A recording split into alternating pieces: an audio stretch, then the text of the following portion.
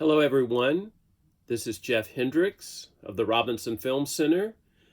I'm a board member and longtime supporter of the Robinson. My day job is as professor of English and film studies at Centenary College here in Shreveport. Today, we're starting a series for the Robinson.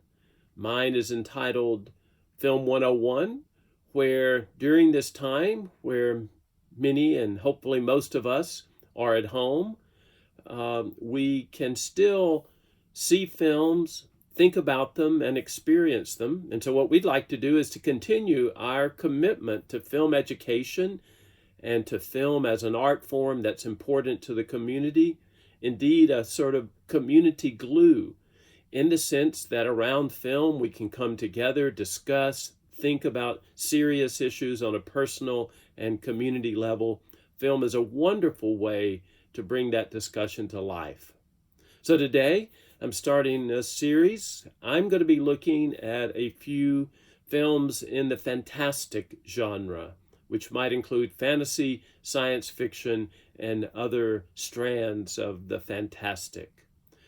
Today, we're going to start talking about Pan's Labyrinth, a film that you can find on Netflix. I think most people have Netflix these days, and so that's going to substitute until the Robinson can reopen and things get back to normal. Pan's Labyrinth, of course, is a well-known film. Many of you may have already seen it, but maybe you haven't seen it for a long time. Maybe it's time to revisit it. Or if you go into it for the first time, you're in for a wonderful treat. It is a 2006 Mexican-Spanish co-production, a dark fantasy, directed by Guillermo del Toro, who is one of the best contemporary directors of the fantastic in all of its different forms. Del Toro, of course, is known for films like Blade 2, Hellboy, and Hellboy 2. These are kind of his fan movies, his fun, fantastic films.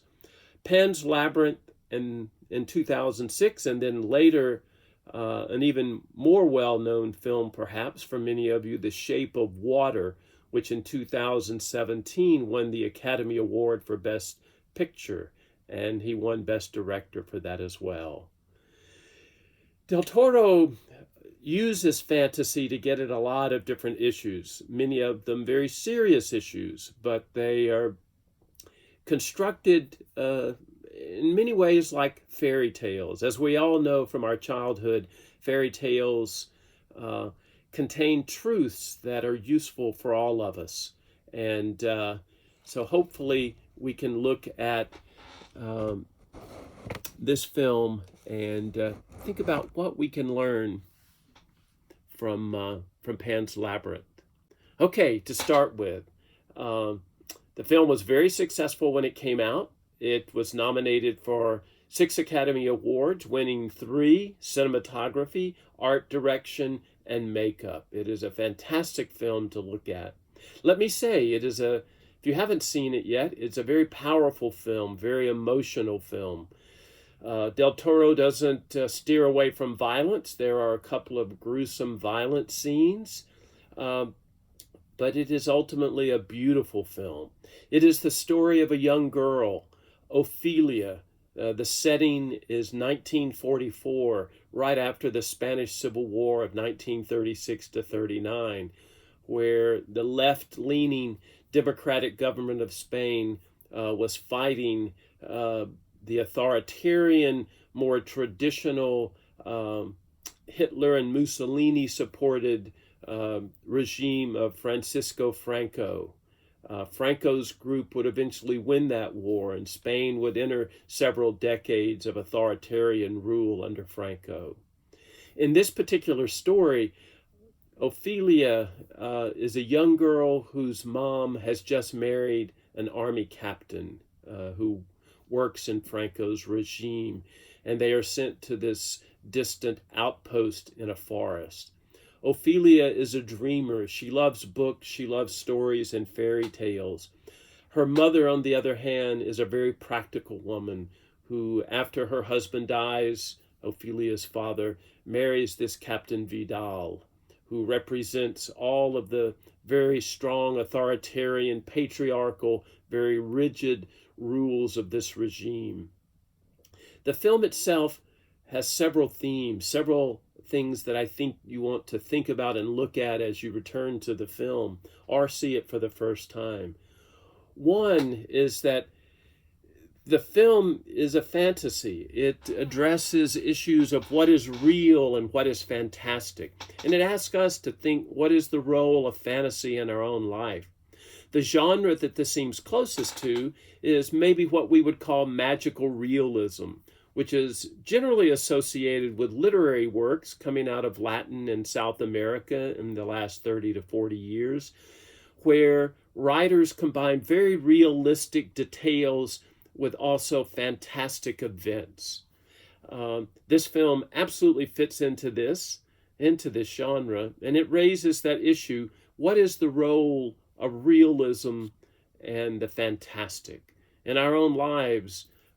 Are we strictly believers in the material world we live in, or do we have a tendency to think that the world may offer us something beyond the surface level and the material? Secondly, pay attention to Ophelia's journey. All great stories are almost always about a quest, a journey. And in this case, Ophelia's journey is to find herself. That traditional Greek adage going back to Plato and Aristotle, that notion of knowing thyself, is really what Ophelia's journey is about, as maybe almost all journeys are. Who are we? What is our true self, and how do we get to that? This movie asks Ophelia to take that journey and ask us to take it with her. Of course, we have to compare our own journey as we look at hers. So the question is, what is that journey and how does she go about it? A third question, or something to look at: the art design won an Academy Award. It's a beautiful, beautiful film. Notice how Guillermo del Toro structures the real world and the fantastic world. Pay attention to the color scheme of those two worlds. And some is darker and colder, some is brighter. Some of the scenes are brighter and more vibrant with color. Think about how that influences our experience of the film. Fourthly, there's a very real politics of cinema here, and a politics of this particular film. Being set in the Spanish Civil War, how could it be otherwise? So Ophelia and some of the other characters: Mercedes, a maid who becomes a substitute mother for Ophelia; Dr. Ferraro, who is a resistor to Captain Vidal's authoritarian rule. What does the film say about them? Obviously, there are two sides to this story. Vidal, who has one view of what the state must do, what the regime, the government must do. Mercedes, Dr. Ferraro, Pedro, these are rebels against this regime. Finally, the film asks, what must Ophelia do? What is her role? She's just a child, but what can she do? How can she become herself in this context? I'd like to end with a poem by an American writer who fought in the Spanish Civil War, the poet Edwin Rolfe, a poet that I've worked on for several years and who's close to me in many ways because of that work. Rolfe grew up in New York, but during the Spanish Civil War, he and many other Americans went to Spain to fight against Franco, who was supported by Hitler and Mussolini. Finally, this film, Rolfe's journey, is about making a political commitment. What do we do in the world when we see injustice as we interpret it? What do we do when we think people are mistreating others? What is our role? I'd like to leave with a poem, an elegy that Edwin Rolfe wrote to those who put their life on the line, who made a kind of commitment. And as you listen to this poem, think about how Del Toro in the film, what is the politics that he is asking us to consider and that he allows us to debate. This is Rolf's poem, Elegy for Our Dead. There is a place where wisdom won, right recorded, men move beautifully, striding across fields whose wheat, wind marshaled, wanders unguarded in unprotected places, where earth, revived, folds all growing things closely to itself.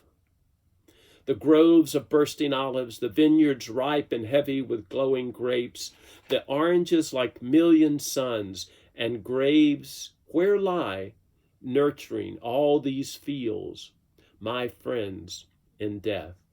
With them, deep in coolness, are memories of France and the exact fields of Belgium, midnight marches and snows, the single file caravan high in the Pyrenees, the land of Spain, unfolded before them, dazzling the young Balboas. This earth is encircled, enriched with Atlantic salt, spraying the live, squinting eyelids, even now of companions, with towns of America, towers and mills, sun playing always, in stone streets, wide fields, all men's dominions. Honor for them lies in this, that theirs is no special strange plot of earth, of alien earth. Men of all lands here lie side by side, at peace now, after the crucial torture of combat. Bullet and bayonet gone, fear conquered forever. Yes, knowing it well, they were willing, despite it, to clothe their vision with flesh and their rewards. Not sought for self, live in new faces, smiling, remembering what they did here. Deeds were their last words. I ask you to think about, in this time of coronavirus, in this time of crisis, what will our deeds be? How can films like this film, how can films like Pan's Labyrinth and other artistic creations shape us, help us think about who we are, what our journey is, and what we must do now?